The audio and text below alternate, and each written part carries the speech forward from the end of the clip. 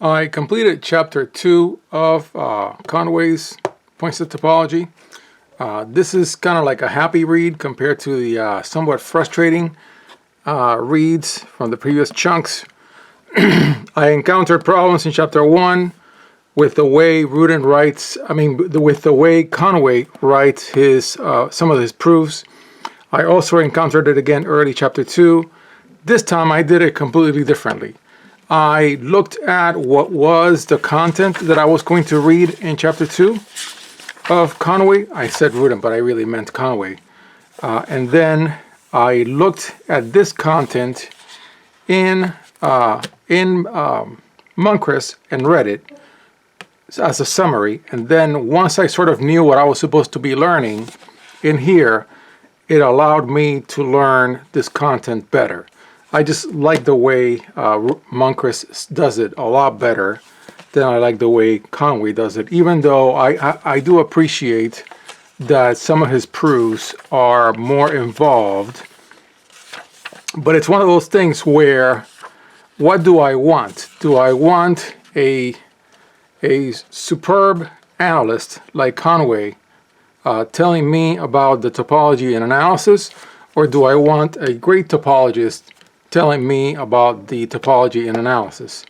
I hate to say it, but I think I should have read half of this book instead of this one. But here we are, and I'm getting down to completing the book, which is fine. I was going to leave chapter 3 for later, but I'm like, all right, let's just go right through it.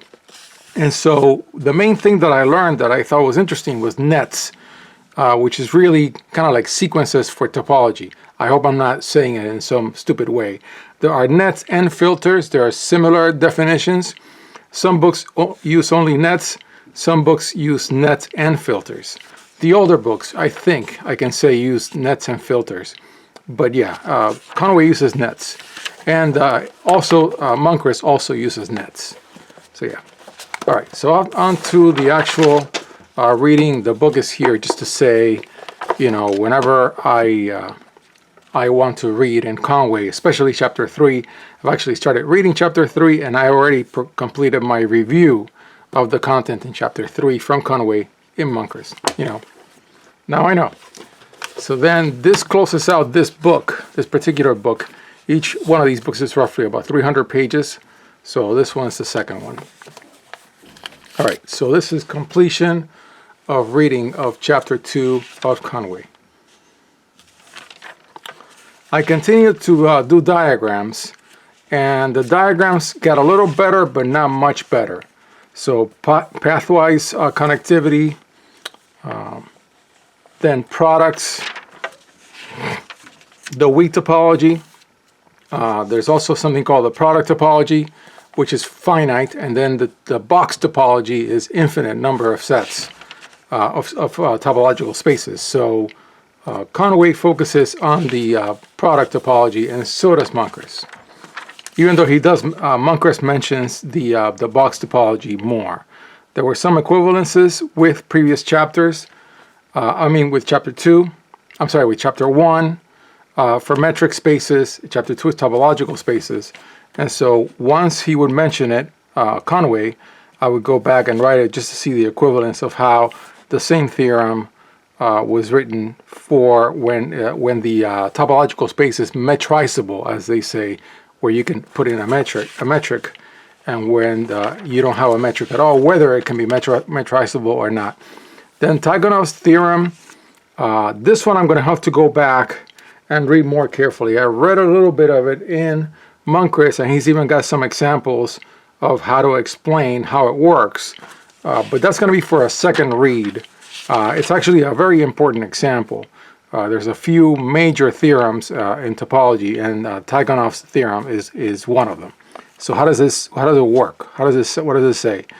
If the x sub i's are a collection of topological spaces, and their product x is given the product topology, so you apply the product topology to these x sub i's, then x, the entire combination of all the topological subspaces, so it's a full topological space, is compact if and only if each x sub I is compact.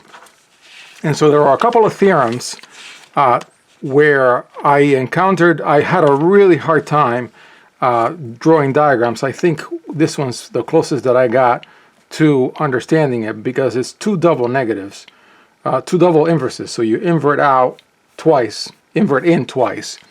And I found that a little confusing. And so, yeah, so the summary for the section 2, section 6, 2.6, not 6.2, 2.6, is that if the whole space is metrizable, then